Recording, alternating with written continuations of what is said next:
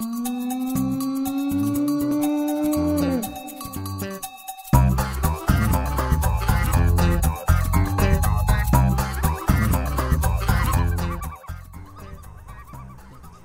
my name is Tamara, and you are watching Things Even a Monkey Should Know. Thanks for joining me again today. If you've watched some of the other videos, you already know I'm not a professional. I'm just a girl who's figured out that there's a lot of stuff around the house and sometimes the yard and the cars that I can do myself that save me in the hundreds and possibly even thousands of dollars. So today I'm going to be draining my water heater tank. And why do I want to do this, you ask? Well, as you know, probably, over the years your water heater builds up junk in the bottom of it, and if you don't ever drain it out, it can cause your tank to rupture and leak sooner.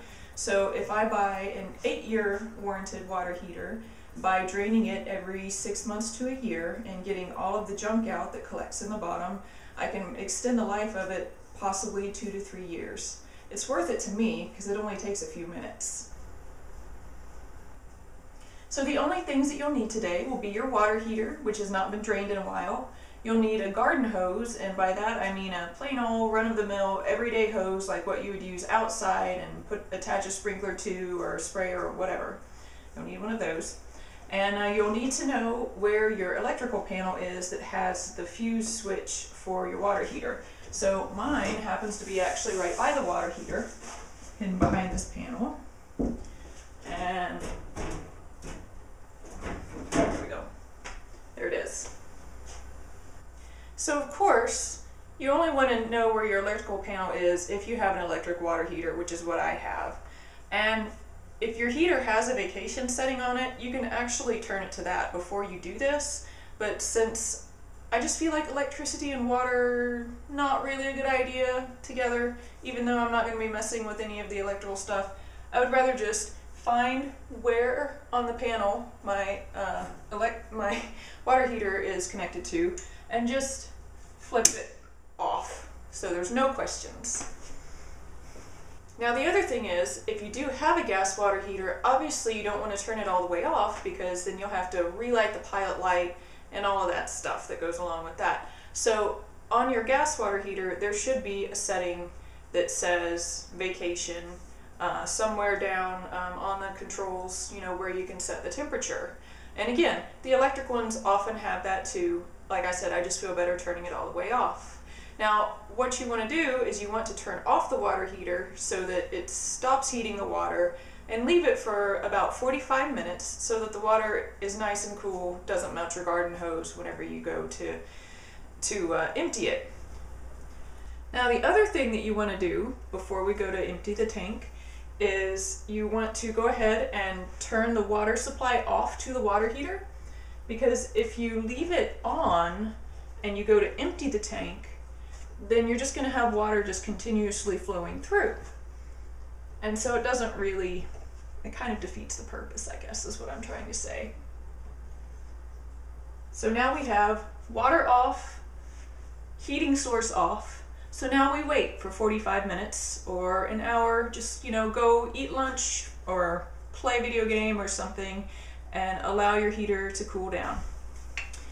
So as often the case with do-it-yourself home improvement and home upkeep stuff, it's a very tight and awkward space to be in. But that's okay. This is a good water heater. I'm very glad to have it. So if you've waited your 45 minutes or so for your water heater to cool down, you need to take your garden hose, and somewhere along the side toward the bottom there's going to be a what looks like a water faucet, just like on the outside of your house. And if I can get in here, I'm going to go ahead and hook the water hose up to that, and you want to make sure that you get it reasonably tight, especially if your water heater is in the house like mine is. Don't really want it to come leaking and spraying all over the floor. And some of them have a regular faucet handle here. Mine, I just learned, requires you to use a screwdriver to open it. So I'm going to go ahead and do that. And there it goes. I hear it. and it's starting to drain the water. So I just set mine out in my plants because there's really not much of anything, at least for ivy, that should be coming out of here that's going to harm it. And it shouldn't be a real heavy stream. It may have some sediment in it when it first comes out, but then it should run pretty clear once it gets the junk out of the bottom. And sorry, I don't have two cameras, so I couldn't catch the sediment part, but it looks like it's pretty clean now. When your tank is finished draining, so that means there's nothing more coming out of the hose outside, be sure and turn off the water flow. And then you can disconnect your hose, and you shouldn't have any water come out. If you do, then there's something very wrong.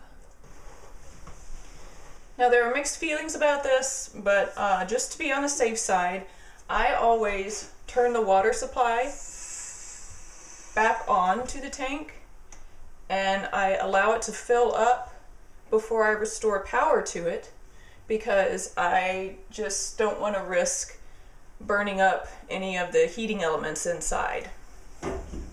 Okay, my tank is finished filling, so I'm now gonna flip the breaker back on for the water heater.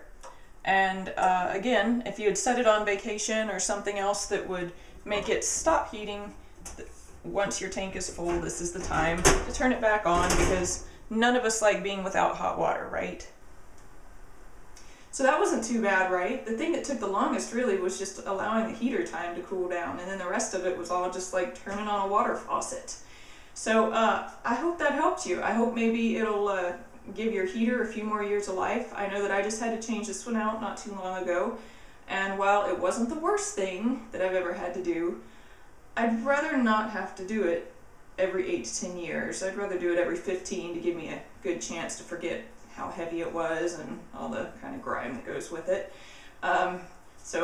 Again, I hope this helped you, and I hope to see you again next time.